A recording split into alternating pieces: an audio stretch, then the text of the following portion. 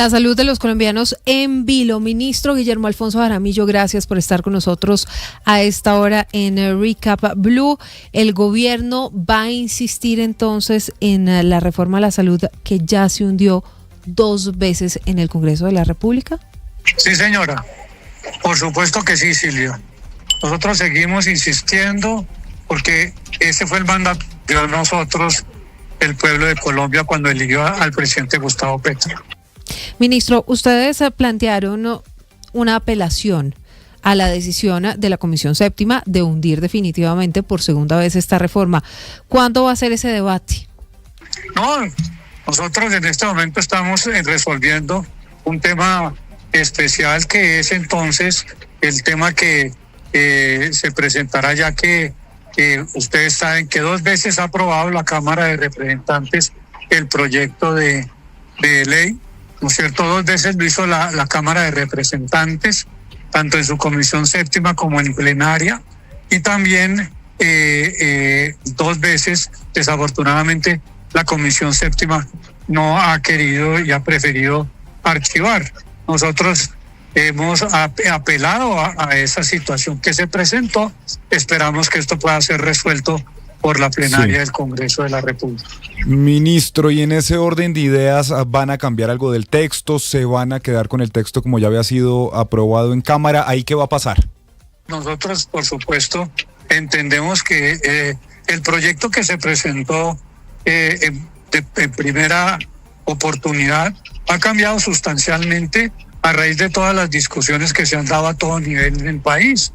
Y siempre hemos estado dispuestos a atender todo lo que sea en beneficio de poder solucionar los problemas de salud que hoy tenemos. Entonces, pues, por supuesto, atentos estaremos a todas las inquietudes que los parlamentarios siempre han tenido. La gran mayoría de ellas han quedado plasmadas en el proyecto que fue aprobado por la Cámara de Representantes en 2 ocasiones. Ministro, pero en la práctica, ya lo estábamos diciendo, se presenta una primera reforma a la salud con Carolina Corcho, se hunde en la Comisión Séptima del Senado. Usted presenta una segunda versión de esa reforma de la salud, se vuelve a hundir en el Senado en la Comisión Séptima. ¿Qué los hace pensar, ya que el Senado pues sigue siendo el mismo porque no hemos elegido todavía al nuevo Senado, que esto será el 8 de marzo, pues esta vez le van a decir sí a la reforma?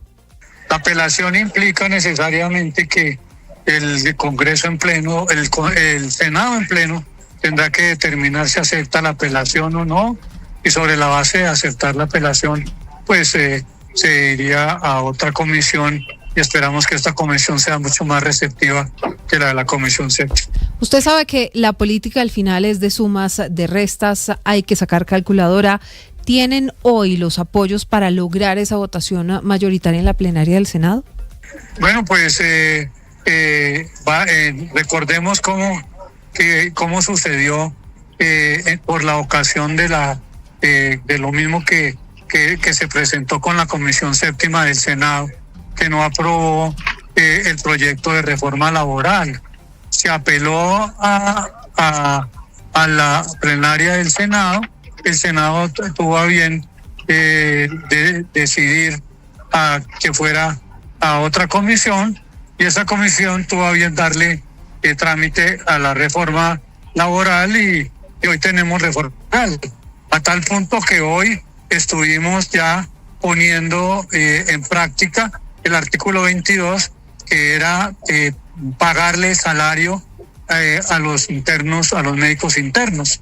Los médicos internos hoy acaban de recibir su primer salario y, por supuesto, lo recibirán todo el año, y todos los internos que vengan de aquí en adelante van a recibir el salario vital, y, por supuesto, también la seguridad social representada en salud, pensión y, por supuesto, riesgos laborales. 8:35 p.m. Estamos conversando a esta hora en Recap Blue con el ministro de Salud, Guillermo Alfonso Jaramillo. Mire, quiero preguntarle, estamos en época electoral, en campaña. La reforma ya se hundió 2 veces. ¿Es más fácil o más difícil sacar adelante esta apelación en plena época electoral? Bueno, por supuesto que son momentos tensos de una política que va a decidir el futuro del país. cuando comience el Congreso nuevamente en sus actividades normales a partir del 16 de marzo, pues por supuesto ya primero habremos elegido un nuevo Congreso. Esto también traerá bastantes inquietudes, porque va a depender mucho de cómo quede nuevamente conformado. Esto comienza ya de la elección de Parlamento comienza a dar una dirección hacia dónde se va a dirigir la elección presidencial, y todo eso puede hacer cambiar sustancialmente las decisiones que hasta el momento han tomado congresistas, especialmente los senadores de la Comisión, y también lo que pueda hacer en un momento dado la decisión del Senado en pleno. Ministro, ¿en qué va ese anuncio que hizo la semana pasada el presidente Petro de la posibilidad de liquidar las EPS que están intervenidas?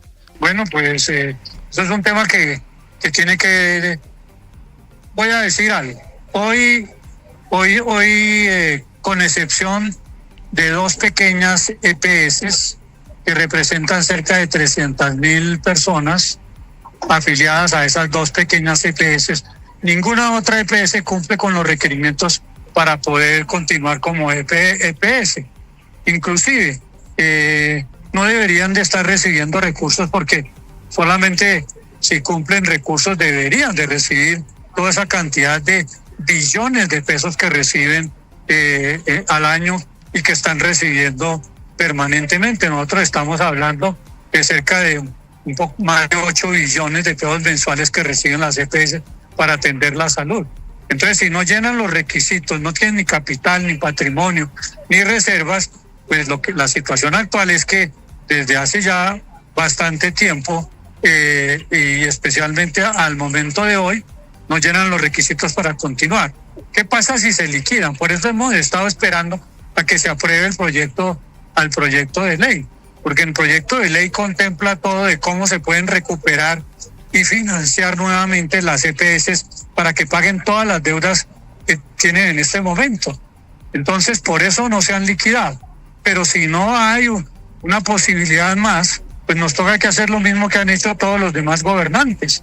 Recordemos, por ejemplo, que el doctor Duque liquidó 11 EPS, las liquidó, y resulta que debían 30 billones de pesos, fueron las acreencias que presentaron las personas por las deudas que tenían. Terminaron aceptando 10 billones, 30 billones de pesos fueron las acreencias, billones, y les aceptaron las EPS liquidadas, aceptaron 10 billones de acreencias, ¿no es cierto? Y resulta que esos 10 billones no pagaron sino 1 billón. ¿Qué pasa hoy? Si liquidamos las EPS no tienen con qué pagar la deuda, y eso sería catastrófico para hospitales, para clínicas, y por eso estamos diciéndole muy claramente al Congreso de la República, especialmente al Senado, hay que solucionar ese problema, pero no lo quieren solucionar. Decidieron más bien archivar el proyecto, cuando ya la Cámara, vuelvo y repito, lo había aprobado en 2 ocasiones. 8:39 p.m. Ministro, la semana pasada usted fue blanco de una polémica por haber dicho que los ricos también lloran, cuando le preguntaron en una entrevista sobre la situación muy compleja del Hospital San Rafael de Itagüí, una situación que llevó incluso al gerente del hospital a pedir ayuda entre lágrimas. ¿Usted se arrepiente de esa frase, de haber dicho que los ricos también lloran, cuando estamos hablando de un hospital que atiende a todas las personas que necesitan ayuda, y que al final la salud pues no se puede diferenciar entre ricos y pobres? No, de ninguna manera.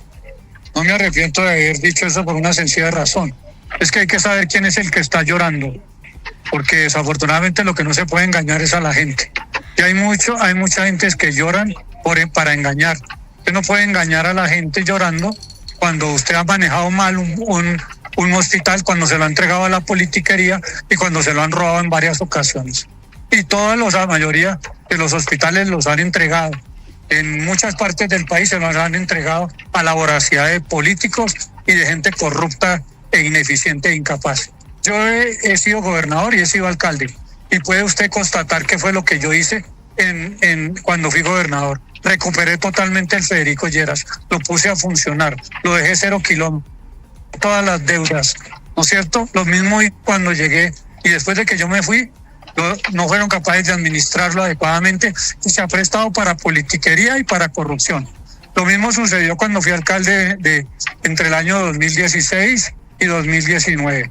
Estaba el hospital en pésimas condiciones, lo levanté, fusioné los 2 hospitales que habían en uno, lo dejé también totalmente saneado y al mismo tiempo le dejé todo el personal de planta bien administrado, con honorabilidad, con transparencia.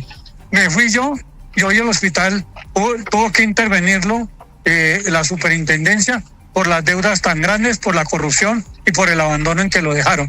Ni siquiera tenía un equipo de rayos X funcionando. Entonces, aquí no pueden venir a llorar ciertas personas privilegiadas, ¿no es cierto?, que pertenecen a los estratos altos de este país y entonces vienen con lágrimas a echarle la culpa al gobierno nacional cuando lo que han hecho es desafortunadamente administrar mal los hospitales y cuando, por ejemplo, se le iba a dar 2.000 millones de pesos para cubrir parte de la deuda, que no es grande como sí puede ser grande en otras partes, el señor dijo que no, porque resulta que no ha sido capaz de levantar los embargos que tiene desde hace mucho tiempo ese hospital. Ministro, pero yo entiendo lo de la politiquería que usted menciona, lo de la mala administración de algunos hospitales, pero en la práctica, pues quienes llegan a esos hospitales son pacientes que están necesitando esos servicios. No, pero es que nosotros estamos cubriendo la gran mayoría de los servicios, están yendo a otros, especialmente en Itagüí hay 2 hospitales y los pacientes están yendo al hospital de Itagüí, que sí está funcionando bien, está siendo bien administrado.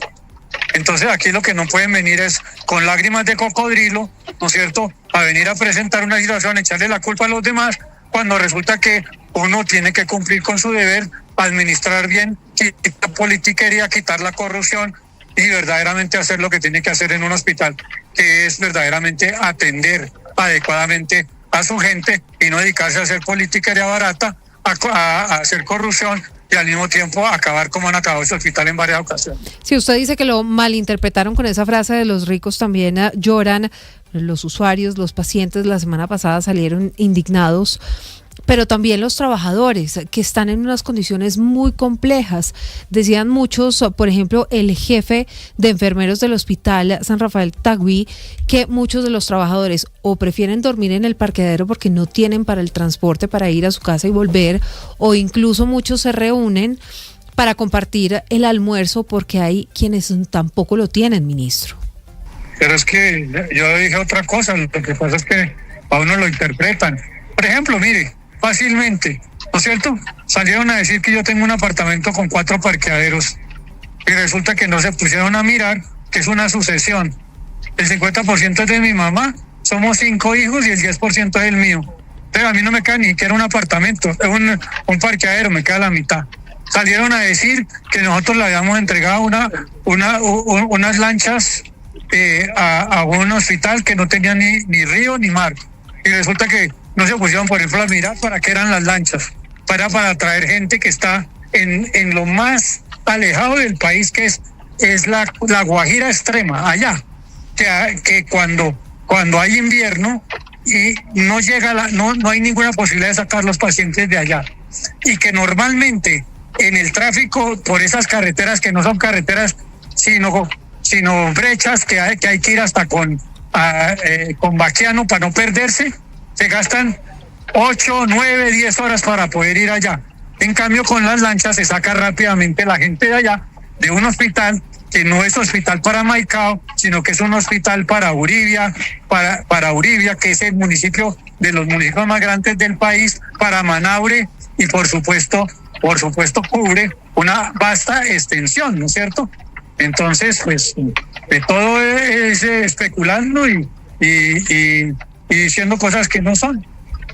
Son las 8:55, hablando de polémicas, quiero preguntarle, porque la semana pasada salieron una serie de denuncias sobre su esposa y presiones que ella habría ejercido dentro de la Superintendencia de Salud para uno de los hospitales en La Guajira. La misma situación. ¿Qué dijeron? Que hacía poco, que recientemente, dice, Mi señora había ido a La Guajira, a Maicao, a presionar. Resulta que mi señora no ha ido a La Guajira desde febrero 19 del año pasado. Y cuando fue con el superintendente de ese entonces, el doctor Rubiano, y fueron a dos cosas: a entregar un puesto de salud que el ministerio había entregado la plata para hacerlo, ¿no es cierto? Y segundo, habían ido a formalizar gente que llevaba más de 20 años trabajando en el hospital. Entonces, todo es una sartalada de mentiras, solamente para tratar de perjudicar la imagen de uno, para hablar cosas que no son y difamar y decir mentiras, que es lo que, o a medias, ¿no es cierto? Porque nunca se ha ejercido eso, nunca mi señora estuvo recientemente en La Guajira. 8:46, estamos en vivo a esta hora. Ustedes pueden comentar a través del chat de YouTube, Lucas. Sí, señora. Que nos pueden ver. Además, estamos en YouTube, estamos en Ditu y en todas las frecuencias de Blue Radio. Y con esta entrevista, ministro, pues se han disparado los comentarios de gente quejándose por el tema de los medicamentos. Usted, como ministro de esa cartera, como el responsable del tema de la salud en Colombia, ¿qué les responde a los millones de colombianos que están teniendo dificultades para poder acceder a sus medicamentos, para poder acceder a unos tratamientos, para poder, tener el derecho a vivir y a vivir dignamente, porque no están ni siquiera pudiendo tener lo mínimo, que son las medicinas? La gente tiene que hacer filas eternas. Hemos visto las denuncias, las hemos hecho aquí en Blue Radio, en Recap Blue, gente que hace horas y horas y horas de fila, y cuando llegan le dicen no hay medicamento. Uh-huh. Mire, nosotros hemos venido tratando desde hace 3 años y medio para hacer la reforma a la salud, para que los dineros no lleguen a las EPS. Los dineros llegan a las EPS y no sabemos qué pasa en las EPS. No, los recursos todo se paga y no llegan los recursos. La EPS no le paga a los laboratorios, no le paga a las clínicas, y entonces ahí se presenta esa situación. Primera situación, necesitamos que definitivamente se pueda hacer la reforma para que porque ADRES es gobierno, es el gobierno nacional, que tiene los dineros que son de los trabajadores, de la gente del común, porque la salud hoy la está pagando es la gente del común. Entonces, esos recursos, si los podemos girar directamente a los laboratorios, ¿no es cierto? Si lo podemos de pagar directamente al hospital que atendió a la persona, para que en el hospital y la clínica le entreguen de una vez el medicamento, nosotros solucionamos toda esa cantidad de intermediarios que son a los cuales se les está pagando y no les están entregando los medicamentos. Ministro, antes de despedirlo y agradeciéndole mucho este espacio que nos da esta noche en Recap Blue, le quiero preguntar por otro tema que ha estado en la coyuntura nacional en las últimas horas y realmente en los últimos meses, y tiene que ver con la fiebre amarilla. En las últimas cifras que ustedes entregan, de 11 casos que se han reportado en este 2026, 10 personas han fallecido. Esa cifra es muy alta. ¿Qué están haciendo ustedes desde el Ministerio de Salud y desde el Gobierno Nacional? Por eso declaramos una emergencia, y nosotros hemos tenido la posibilidad de tener controlado todas las alto riesgo. Es así que no tenemos ningún caso en las zonas de alto riesgo. Estamos hablando de la Amazonía, estamos hablando parte de la Orinoquía, estamos hablando Catatumbo, ¿no es cierto? Pero desafortunadamente, ¿qué fenómeno tenemos? Porque aquí la mayoría de las personas que han muerto, ¿qué son? Personas no vacunadas. De los casos que se presentaron de personas que viven en el Tolima, ¿no es cierto? Que son 3 personas que se murieron de los 10 muertos, 4 personas están en el Tolima y 6 son personas, esas 4 personas son personas no vacunadas. Óigase bien, no vacunadas. Desafortunadamente, hemos tenido una altísima vacunación en todas las veredas en donde se ha encontrado la fiebre amarilla. Vacunaciones del 99%, del 100%, pero hay gente que no se vacuna. Hay gente que rehúsa la vacunación. Tenemos las firmas, todas esas personas fueron renuentes, y no una vez, sino varias veces fuimos a visitarlos con los equipos básicos para vacunarlos, no aceptaron la vacunación. Entonces, esos que se han muerto, personas que no se vacunaron. Y los otros son personas de Bogotá, uno de Zipaquirá, otro de Boyacá, que se han ido al Tolima y no han seguido la advertencia de que no pueden ir en donde el virus esté circulando. ¿En dónde está circulando el virus? En municipios del oriente del Tolima, como Villarrica, Cunday, Purificación, Prado y Dolores. Ahí está circulando el virus. Si van a ir allá, tienen que vacunarse. Y especialmente si van a ir a la zona rural, tienen que vacunarse con 10 días de anticipación. Si van a ir al sur del Tolima, muy especialmente al municipio de Ataco, de Chaparral y de Río Blanco, tienen que vacunarse con 10 días antes, porque entonces eso es lo que hemos tenido. Todos los muertos, con excepción de una persona de 17 años, un joven de 17 años, todos son personas o que fueron renuentes a vacunarse, los que estaban en el Tolima, los que son residentes allá en esos municipios, y los otros fueron personas que se les advirtió que se iban a ir allá, de aquí de Bogotá y del altiplano cundiboyacense, por favor se vacunaran con 10 días de anticipación. Ahora, un muchacho de 17 años había sido vacunado hace 16 años. Se nos han presentado 2 casos, uno de un joven de Orito Caquetá, que se había vacunado en el 2002, y por esa razón vemos que volvemos a tomar lo que antes se hacía, que era que se revacunaba contra la fiebre amarilla cada 10 años a raíz de esos casos, de esos 2 casos que se nos ha presentado. Entonces, personas que van a ir a zonas de alto riesgo tienen que vacunarse, y si están vacunados hace más de 10 años deben de revacunarse para que vayan a esas zonas de alto riesgo, para que una cosa que teníamos bastante controlada, todo lo que fueron los 3 meses anteriores, especialmente en lo que fue el último trimestre, ya no teníamos casos. Estábamos bastante bien, pero desafortunadamente la gente no escuchó la advertencia de vacunarse antes de ir a esas zonas de riesgo. 8:53 p.m. Guillermo Alfonso Jaramillo, ministro de Salud, gracias por estar con nosotros esta noche en Recap Blue. Muy amable, un saludo especial para todas y todos. Feliz noche, ministro. 8:53, ahí está Lucas. La noticia: no se arrepiente el ministro de haber dicho los ricos también lloran después de ese reclamo del gerente del Hospital San Rafael de Itagüí, hablando de la muy compleja situación económica por la que estaban pasando. Dice que esos son lágrimas de cocodrilo. Sí, Silvia, ese tema de las deudas que pues vienen desde hace mucho tiempo. Esto pues le pasa al hospital de Itagüí, pero le pasa a muchos otros hospitales a lo largo y ancho de Colombia, y de hecho pues aquí tuvimos al gerente del hospital en Mañanas Blue hablando sobre la situación que están pasando en este momento allí en el departamento de Antioquia, y entonces se mantiene el ministro, dice que lo malinterpretaron, pero que no se arrepiente de haber dicho lo que dijo.